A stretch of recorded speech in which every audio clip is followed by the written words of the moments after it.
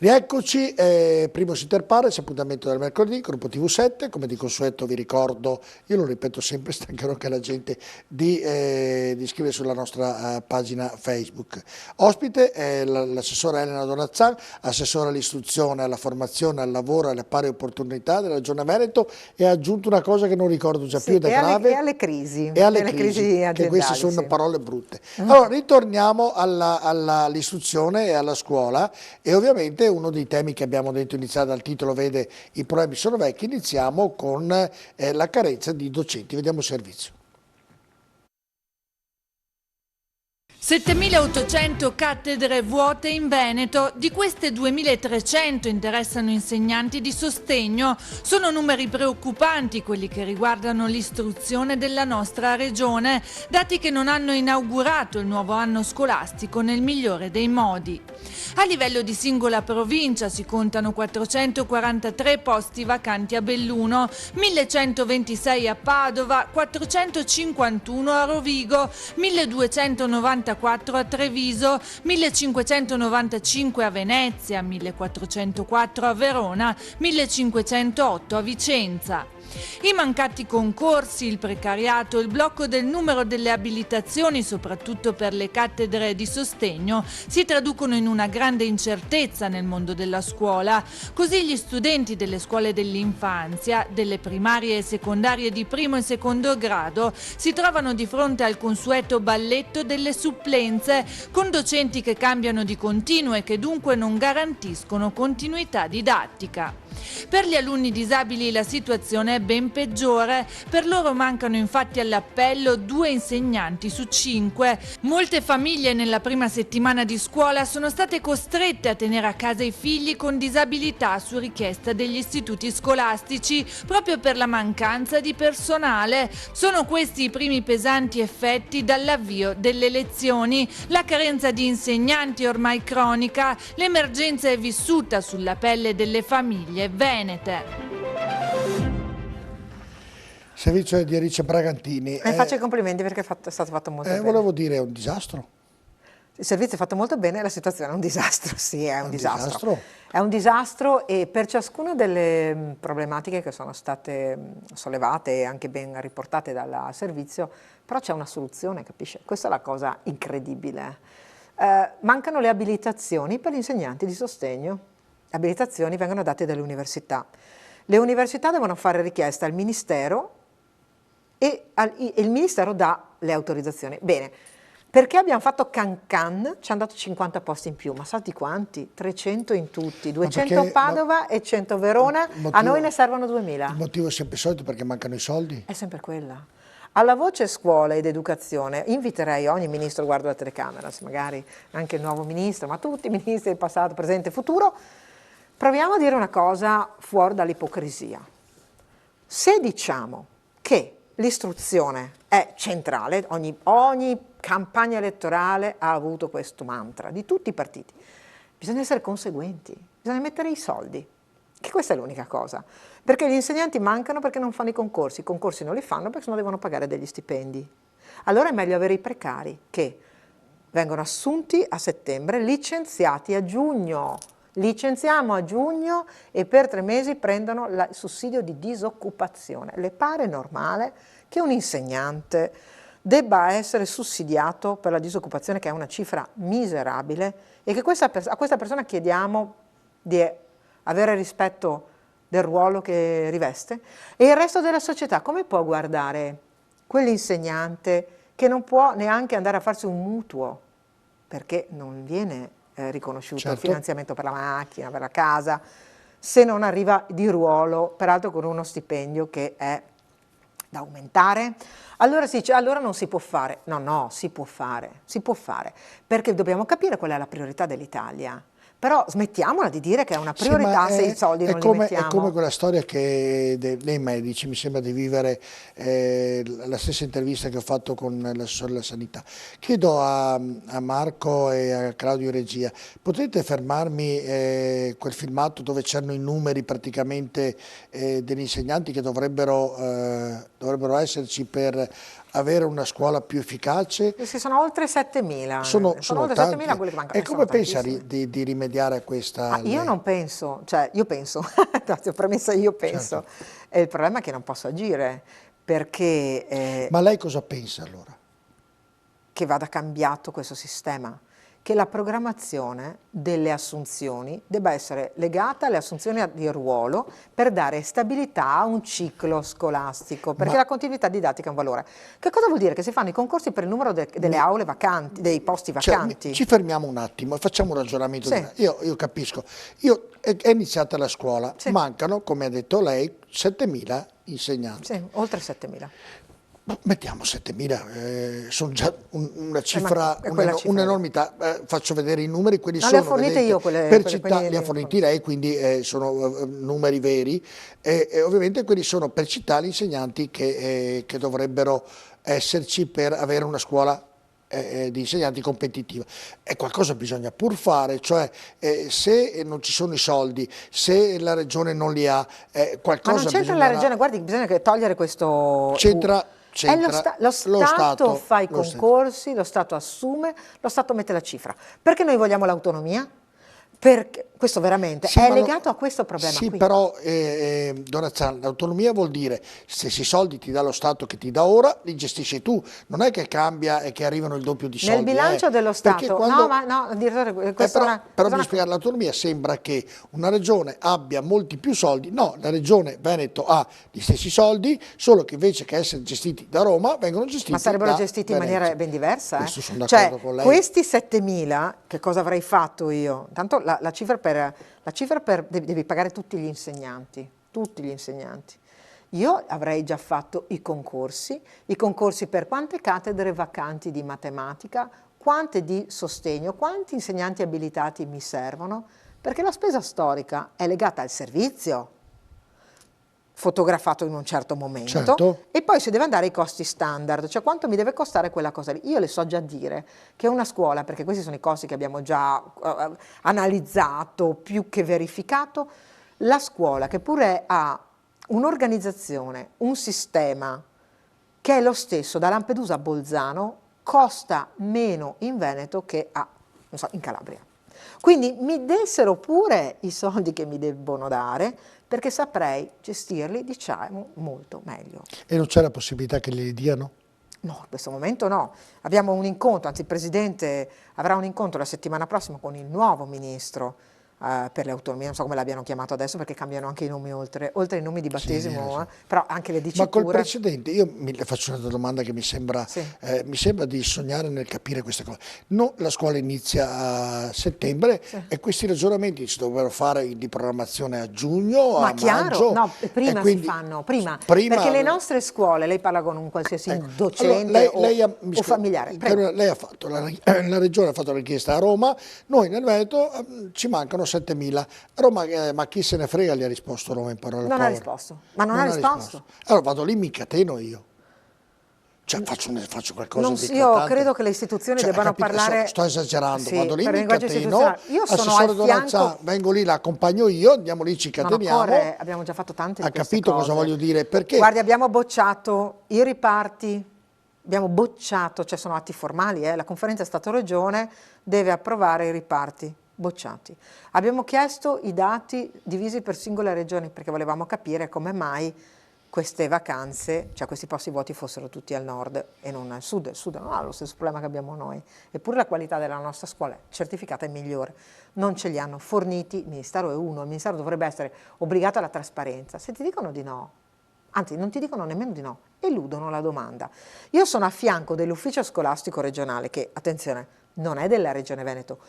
L'ufficio scolastico regionale che coordina gli uffici scolastici territoriali, gli ex provveditorati, Certo. così parliamo una cosa di cui ricordiamo tutti, sono gli uffici periferici del Ministero, ergo la prefettura sta al Ministero degli Interni, come l'ufficio scolastico regionale sta al MIUR, Ministero dell'Istruzione.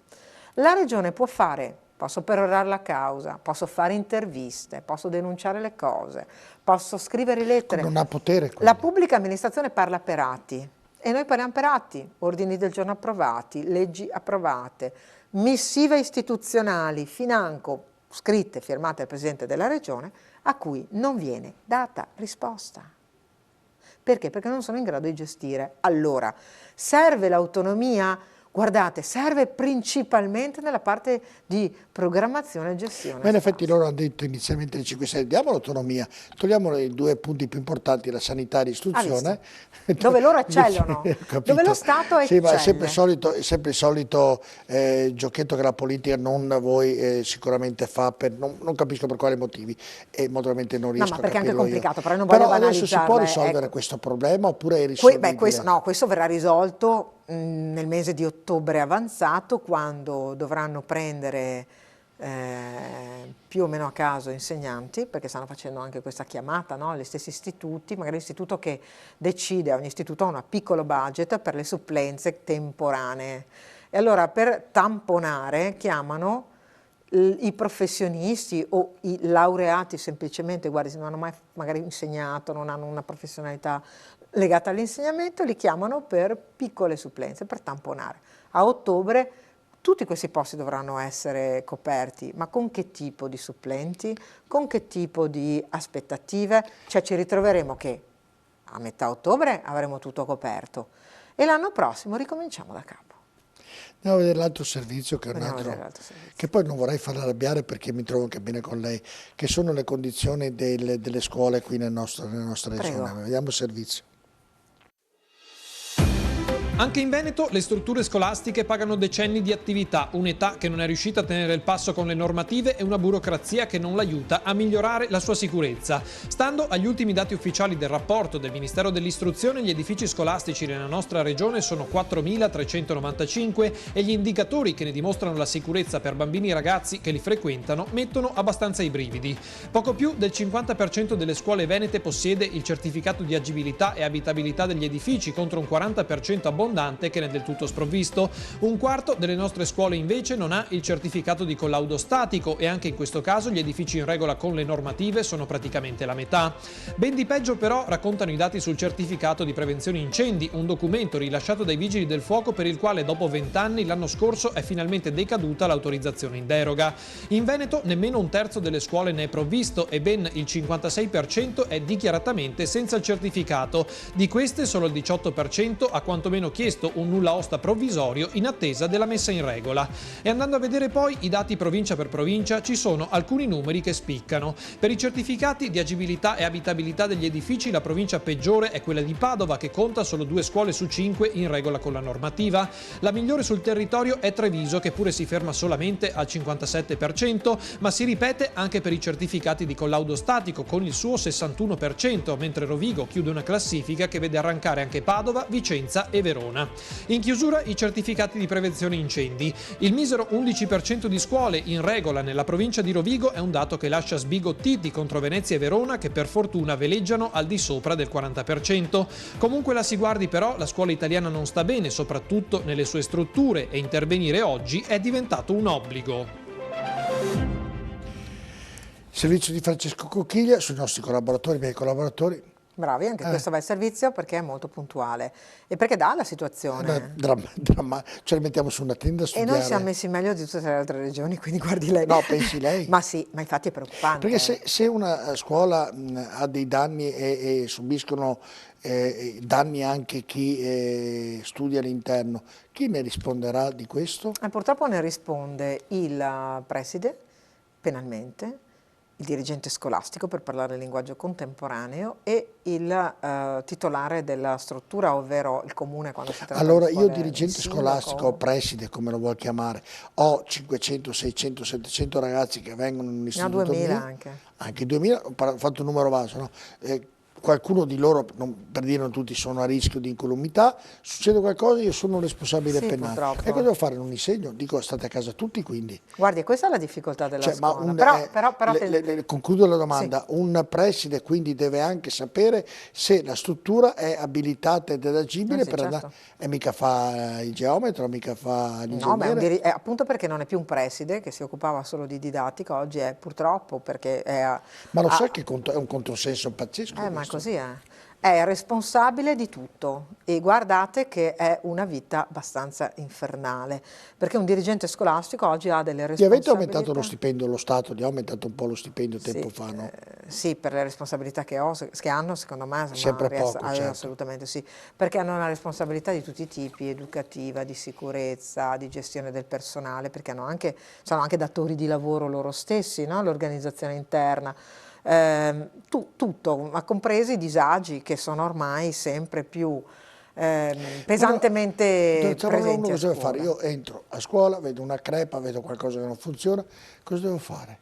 Preside, cosa devo fare? Deve mettere in atto le procedure che ci sono e poi chiedere all'ente di... Perché vede, la proprietà della scuola non è mai della scuola, cioè non è del ministero, è o del comune, perché è una scuola le scuole elementari, primarie, o secondarie primo grado, le medie sono dei comuni. Chiamo il comune. Le province hanno la responsabilità dell'edilizia delle scuole superiori. In tutto questo, per esempio, la regione ha nessuna competenza, cioè abbiamo una competenza residuale, nessuna responsabilità minima. Eppure noi continuiamo a mettere risorse. Proprio oggi, ho portato una delibera in giunta regionale sul tema dell'antincendio, proprio per finanziare, perché costano, ogni certificato ha un costo pazzesco, ogni collaudo ha costi importanti. Ne va della sicurezza. Ma certo, ma infatti noi li mettiamo, ci mancherebbe, li mettiamo e i comuni molto diligentemente hanno fatto tutti domanda, sia per quanto riguarda la messa in sicurezza degli stabili, abbiamo deciso di investire le risorse della regione unitamente a quello dello Stato. C'è una cosa che fa sorridere dopo questo servizio. Il mitico Renzi di cui abbiamo parlato prima, nel suo fase di governo, buona scuola, c'era bella scuola, scuola sicura, scuola innovativa. Bene, fece dei bandi di svariati milioni di euro, cioè mise risorse vere, che però erano poi tutte concentrate su pochissime scuole. Nell'iniziativa del governo Renzi sulle scuole belle e scuole innovative diede al Veneto 10 milioni circa di euro ed invece di dirci fatene un po' voi quello che ritenete rispetto a queste problematiche, se no noi vogliamo proprio che sia un progetto di scuola innovativa. Vennero finanziate su decisione del Ministero 6 scuole. Da 1,5 milioni, 1,2 milioni cada una. Allora abbiamo costruito nuovo invece di ristrutturare il vecchio. Noi viviamo in un'Italia che è fatta di borghi, dove però le nostre scuole sono nelle scuole datate, anche in palazzi storici, però è prestigioso avere un liceo in un palazzo storico. La scuola che ho fatto io, il liceo Brocchi, a Bassano, è in un in parte, prestigioso palazzo.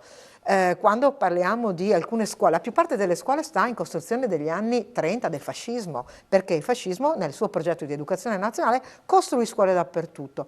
Sono oggi, hanno l'antincendio, magari l'antincendio si può fare, ma tutti i collaudi per l'assestamento. Le scuole belle forse andavano messe per restauriamo le scuole e rendiamole sicure. Questo avrebbe dovuto essere questa poderosa iniezione di risorse perché vennero messe. Quindi noi ci troviamo con un patrimonio tutto da ristrutturare. Io sono per la ristrutturazione, sono contraria alle nuove scuole, però sappia che costa meno una scuola nuova che ristrutturare e mettere in sicurezza una nuova. E quindi tutti i soldi che mettiamo, li mettiamo con la prerogativa. Ha citato una scuola di Bassano, qui guardiamo il Selvatico, le problematiche che ha. A Padova dico che è un palazzo storico anche quello, insomma, quindi, e mi chiedo quindi... E quindi mettiamo via via, e ogni anno la regione mette risorse unitamente allo Stato, perché lo Stato fa la sua parte, la regione fa la propria, noi facciamo dei bandi, il comune, il titolare del bene, il comune o la provincia fanno la domanda e noi graduatoria passo dopo passo, a seconda dell'urgenza, facciamo. Prima o poi molto pragmatica e anche molto pratica. Abbiamo visto 2 tabelle, quelle degli insegnanti, lei mi ha detto a ottobre la cosa o così o colà verrà sistemata.